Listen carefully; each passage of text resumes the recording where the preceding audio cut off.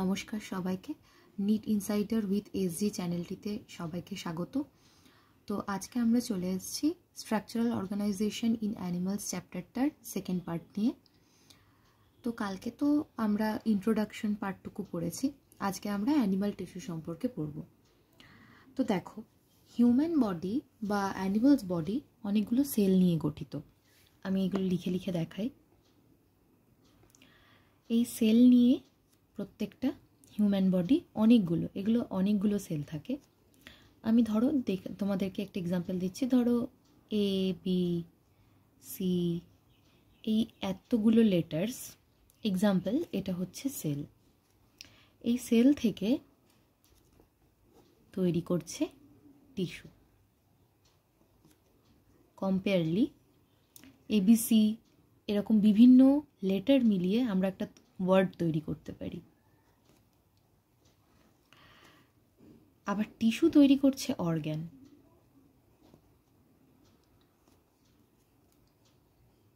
আবার এই অর্গ্যান তৈরি করছে অর্গ্যান সিস্টেম।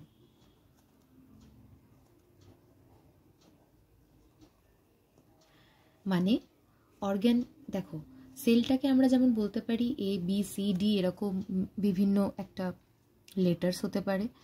তুমি যে কোনো লেটার্স দিয়ে তো আমরা ওয়ার্ড তৈরি করতে পারি। দেখো পরপর নয়, কিন্তু আমরা তো একটা ওয়ার্ড তৈরি করছি এরকম WORD। সেরকম সেলও হচ্ছে এরকম অনেকগুলো সেল, তারা তৈরি করছে হচ্ছে টিস্যু।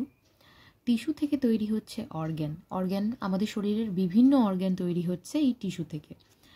আবার এই অর্গ্যানরা সবাই মিলে তৈরি করছে একটা অর্গ্যান সিস্টেম। এখানে অর্গ্যানটাকে আমরা বলতে পারি ওয়ার্ড থেকে আমরা বিভিন্ন রকমের ওয়ার্ড নিয়ে আমরা একটা মিনিংফুল সেন্টেন্স তৈরি করি, যেমন তেমনই বিভিন্ন রকম টিস্যু নিয়ে তৈরি হচ্ছে অর্গ্যান।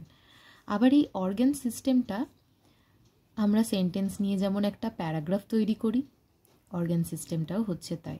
অনেকগুলো অর্গ্যান একসঙ্গে যখন কাজ করছে সেই সিস্টেমটাকে অর্গ্যান সিস্টেম বলা হয়ে থাকছে। তো আজকে আমাদের টপিক হচ্ছে টিস্যু। দেখো টিস্যু কাকে বলে? টিস্যু হচ্ছে সেই সমস্ত কোষগুলোর সমষ্টি যারা আকৃতি, উৎপত্তি স্থান এবং কার্যপ্রণালীভাবে এক এবং অভিন্ন। এই ধরনের কোষের মানে এই ধরনের যে সেলগুলো থাকে, এই সেলগুলোর টোটালটাকে বলা হয় টিস্যু। ঠিক আছে, আমি তোমাদেরকে এখানে লিখে দেখাচ্ছি, তোমরা চাইলে এখানে নোট ডাউন করতে পারো। A group of similar cell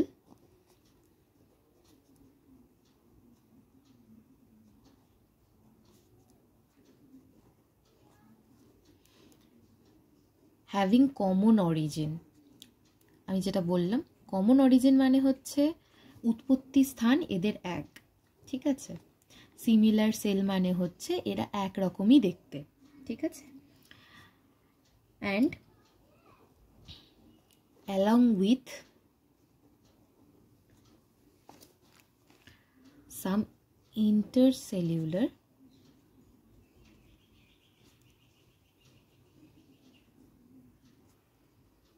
substances।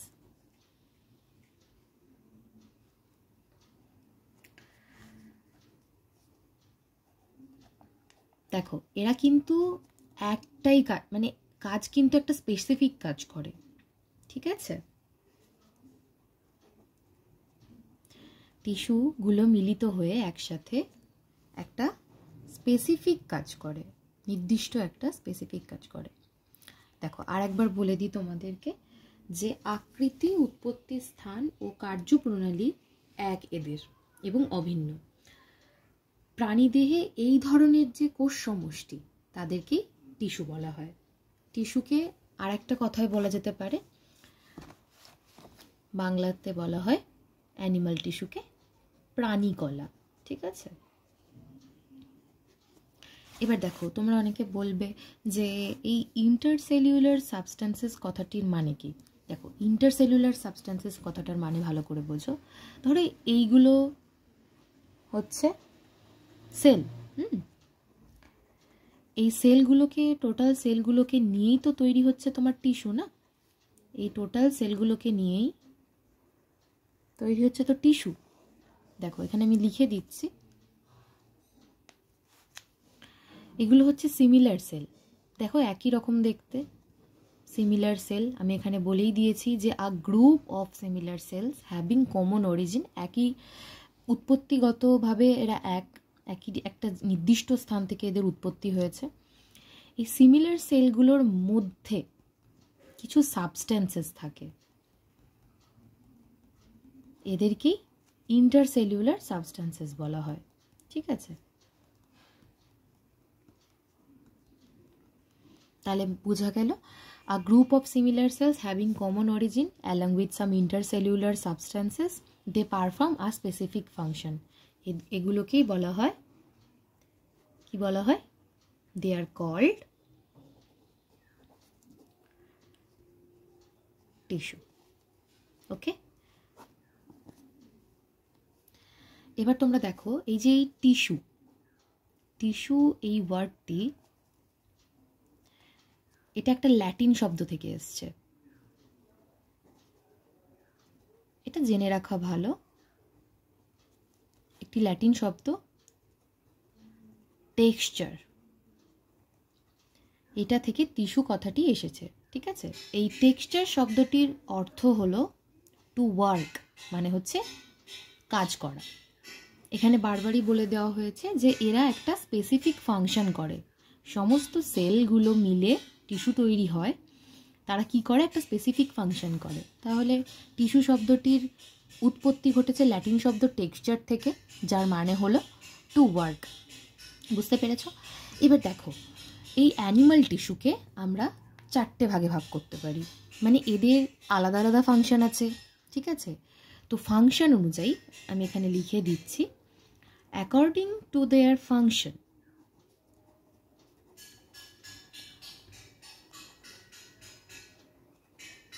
according to their function animal tissues are 4 types. Okay, animal tissues are 4 types. এগুলো কি কি, যে 4টি ভাগে অ্যানিমাল টিস্যুকে ভাগ করা হয় সেগুলো দেখো কি কি। 1 নম্বরে হচ্ছে এপিথেলিয়াল টিস্যু,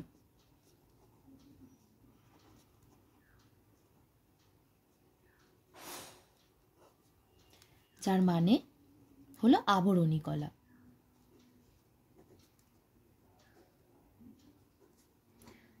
এরা মেনলি আমাদের আচ্ছাদনকারী এবং গ্রন্থিময় কলা হয়ে থাকে, বা এপিথেলীয় কলা বলা হয় এদেরকে।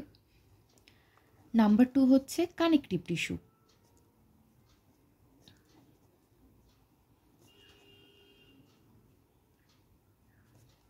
অর্থাৎ যোগ কলা।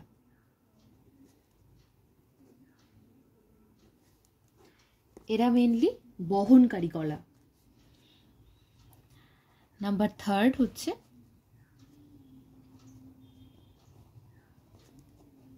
মাসকিউলার টিস্যু, এদেরকে বলা হয় পেশি কলা, বা এদের কাজকে সংকোচনশীল কলা, কাজ অনুযায়ী এদেরকে সংকোচনশীল কলাও বলা হতে পারে। আরেকটি হচ্ছে লাস্ট, সেটা হচ্ছে নিউরাল টিস্যু, যাকে স্নায়ু কলা বলা হয়ে থাকে। এদের কাজ স্পন্দন সৃষ্টি ও পরিবহন করা।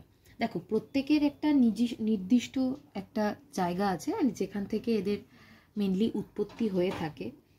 যেমন এপিথেলীয় কলা যেটাকে বলা হয়, আবার আবরণী কলা যাকে বলে, সেটা একটোডার্ম, মেসোডার্ম আর এন্ডোডার্ম থেকে। যেটাকে কানেকটিভ টিস্যু বা যোগ কলা বলা হয়ে থাকে, তার উৎপত্তি হচ্ছে মেসোডার্ম থেকে। আর যেটা পেশি কলা বা মাস্কিউলার টিস্যু বলা হয়ে থাকে, তার উৎপত্তিও মেসোডার্ম থেকে। এবং যেটা নিউরাল টিস্যু বা স্নায়ুকলা, তার উৎপত্তিও একটোডার্ম থেকে। এবার এদের প্রত্যেকেরই আলাদা আলাদা ফাংশন আছে, আলাদা আলাদা টাইপস আছে, সেটা আমরা নির্দিষ্ট আবার পরের ভিডিওতে পড়ব। আজকের ভিডিওতে এইটুকুই, তো আরেকবার রিভিশন করে নাও। অ্যানিমাল টিস্যু আমাদের টপিক আজকে। দেখো অ্যানিমাল টিস্যু বিভিন্ন সেল থেকে তৈরি হয়, যেমন আমি বললাম ABCD বা বিভিন্ন র্যান্ডম কিছু তুমি লেটার্স নাও, সেখান থেকে তৈরি হয় ওয়ার্ড, বা সেল থেকে তৈরি হচ্ছে যেমন টিস্যু, টিস্যু থেকে যেমন তৈরি হচ্ছে অর্গ্যান, অর্গ্যান থেকে অর্গ্যান সিস্টেম। তেমনই ABCD যে লেটার্সগুলো তার থেকে যেমন ওয়ার্ড তৈরি হয়, টিস্যুকে ওয়ার্ডের সাথে কম্পেয়ার করো। এটা তোমাদের বোঝার সুবিধার জন্য, মানে আমি যেভাবে এটা পড়েছি সেভাবেই তোমাদেরকে বলার চেষ্টা করলাম। অর্গ্যান থেকে সেন্টেন্স, সেন্টেন্স থেকে আবার প্যারাগ্রাফ, তেমন অর্গান সিস্টেম থেকে প্যারাগ্রাফ। তো টিস্যু কাকে বলে? যাদের গঠন আর যাদের উৎপত্তি একই জায়গা থেকে এবং যাদের ফাংশনও এক, তাদেরকেই মেনলি টিস্যু বলা হয়ে থাকে, এবং এরা একই সেল দিয়ে গঠিত। দেখো অ্যানিমাল বডি তো অনেক অনেক ধরনের সেল দিয়ে গঠিত, তারা একরকম দেখতে, কিন্তু অনেক পরিমাণে তাদের সেলের পরিমাণগুলো হচ্ছে অনেক, সেখান থেকেই টিস্যু হয়। তো টিস্যু শব্দটি একটি ল্যাটিন শব্দ থেকে এসছে, সেই শব্দটি হচ্ছে টেক্সচার, যার অর্থ হচ্ছে টু ওয়ার্ক। এগুলোকে সিমিলার সেল বলা হয়, যেগুলো নিয়ে তৈরি হচ্ছে টিস্যু। এগুলোকে ইন্টারসেলুলার সাবস্ট্যান্সেস বলা হয়ে থাকে, আবার এক্সট্রা সেলুলার সাবস্ট্যান্সেসও বলা হয়ে থাকে। এদের ফাংশন অনুযায়ী টিস্যু 4 টাইপসের বা 4 টাইপসের হয়ে থাকে। এরা হচ্ছে epithelial tissue, connective tissue, muscular tissue and neural tissue. এদের ডিটেলসে আমি পরের ভিডিওতে বলবো। আশা করছি ভিডিওটা সবার খুব ভালো লেগেছে। ভালো লাগলে একটা লাইক করো আর কমেন্ট করো কোনো কোয়ারিজ থাকলে, আর অবশ্যই ভিডিওটি দেখে চ্যানেলটাকে সাবস্ক্রাইব করে দিও।